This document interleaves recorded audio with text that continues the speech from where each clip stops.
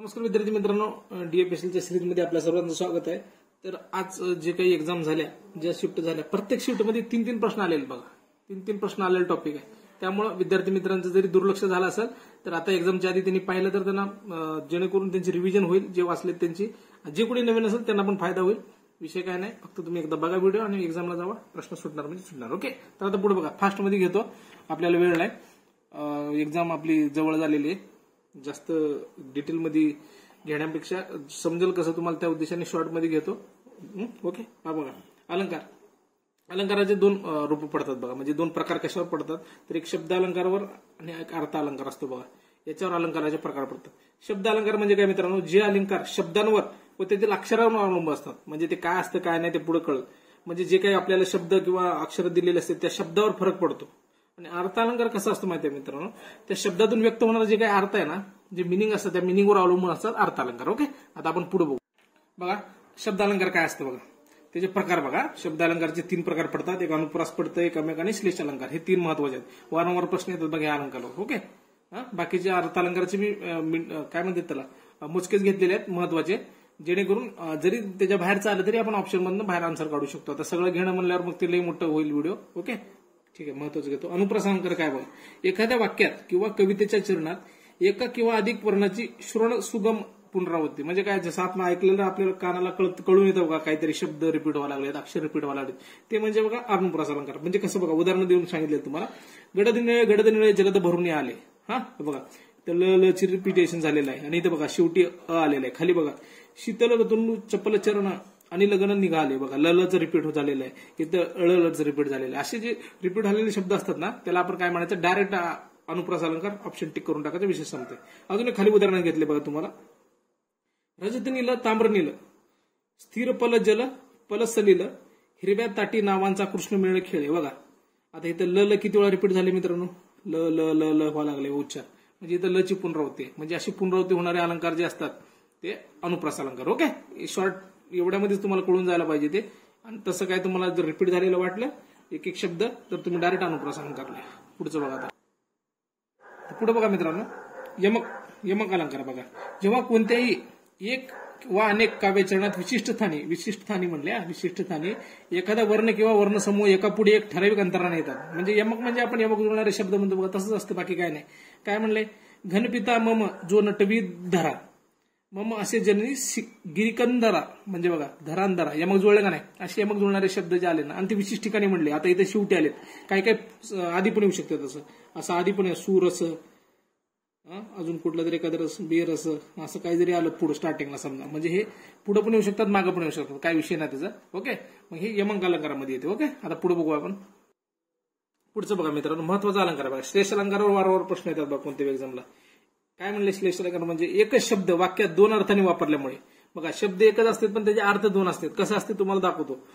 दोन अर्थाने वापरल्यामुळे जेव्हा शब्द चमत्कृती साधते तेव्हा त्याला श्लेष अलंकार होतो. बघा कसं, मित्राचे उदाहरण दिलेत बघा. मित्राच्या उदयाने कोणाला आनंद होत नाही.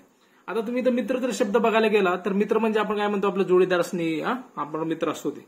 पण इथं काय म्हणलेलं आहे बघा, मित्राच्या उदयाने म्हणजे मित्र म्हणजे इथं सूर्याचा अर्थ घेतलाय बघा. सूर्याच्या उदयाने म्हणजे दोन अर्थ होतात का नाही.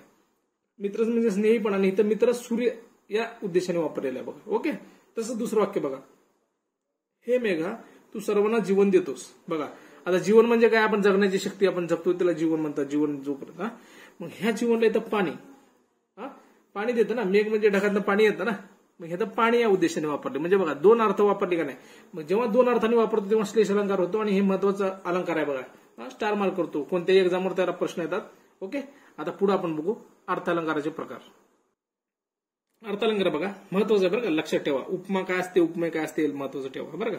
उपमा अलंकार म्हणजे काय माहितीये का, दोन वस्तूमधील सारखेपणा दाखवण्यासाठी आपण उपमा अलंकार करतो. उपमा म्हणजे एकाला उपमा आणि उपमेय काय असतं बघा. उपमा आणि उपमेय काय असतं बघा. उपमेय म्हणजे काय, उपमेय म्हणजे ज्याची तुलना करायची आहे, आणि उपमान म्हणजे ज्याच्याशी तुलना करतो. ओके, आता बघा उपमेय म्हणजे काय म्हणलं लक्षात ठेवा नीट.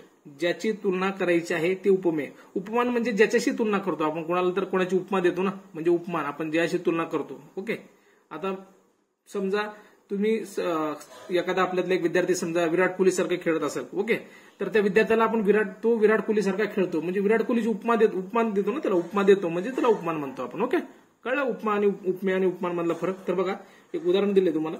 सुरेशचे अक्षर इथं समजून जाईल तुम्हाला. सुरेशचे अक्षर मोत्याप्रमाणे सुंदर आहे. ओके, आता हा कोण आहे? सुरेश. ह्याचे अक्षर काय कोणासोबत कम्पेअर व्हायला लागले? मोतीसारखे ना. म्हणजे ह्याच्या अक्षराला कशाची उपमा दिली आपण? मोत्याची. म्हणजे हे काय झालं? उपमान. आणि अक्षर म्हणजे उपमेय. कळलं? हा एक फरक दोघांत महत्वाचा आहे. उपमेय आणि उपमान ओळखण्यासाठी पण प्रश्न येतात. ओके, आता पुढचं बघा. उत्प्रेक्ष अलंकार काय असते बघा. उत्प्रेक्ष अलंकार म्हणजे काय असते मित्रांनो? उपमेय जणू काही उपमानच आहे. म्हणजे ह्या दोन गोष्टीत असं फरक दाखवत नाही. ते दोन्ही गोष्टी एकच आहे, उपमेय आणि उपमान. म्हणजे समजा विराट कोहली आणि तो खेळणार आपला जो विद्यार्थी मगाशी म्हणलं, ते दोघं एकच आहे असं दाखवतात. ते म्हणजे उत्प्रेक्ष अलंकार. बघा कसं म्हणजे उदाहरण बघा. ती गुलाबी उषा म्हणजे परमेश्वराचे प्रेम जणू.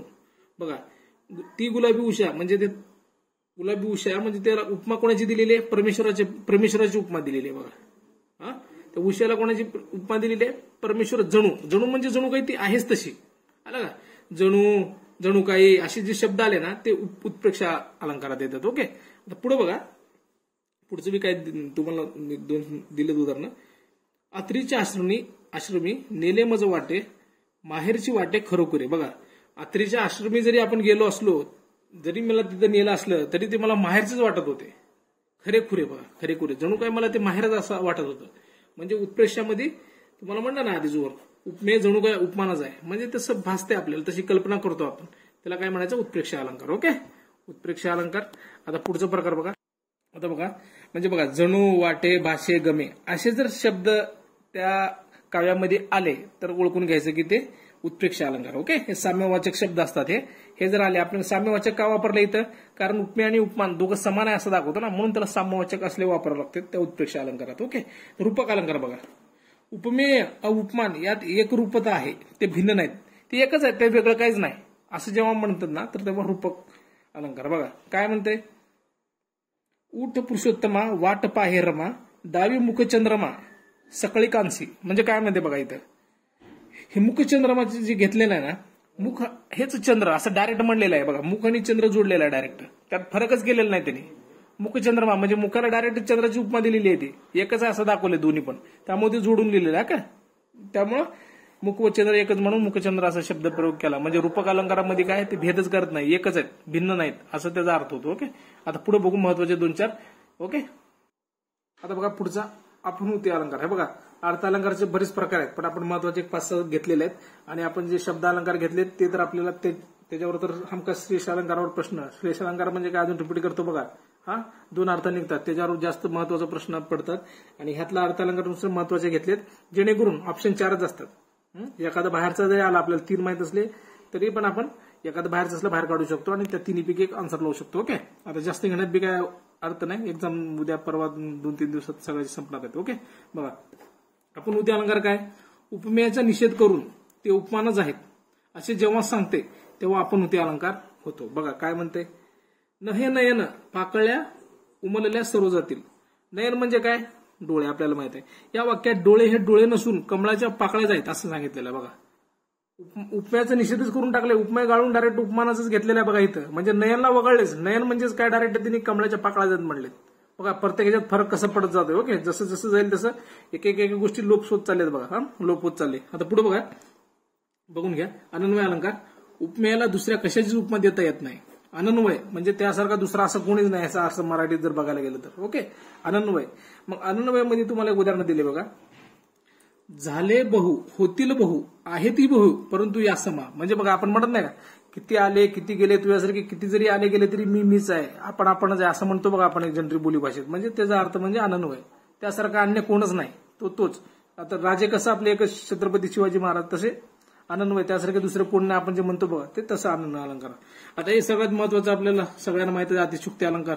कोणतीही कल्पना आहे त्यापेक्षा खूप फुकून सांगितली जाते बघा.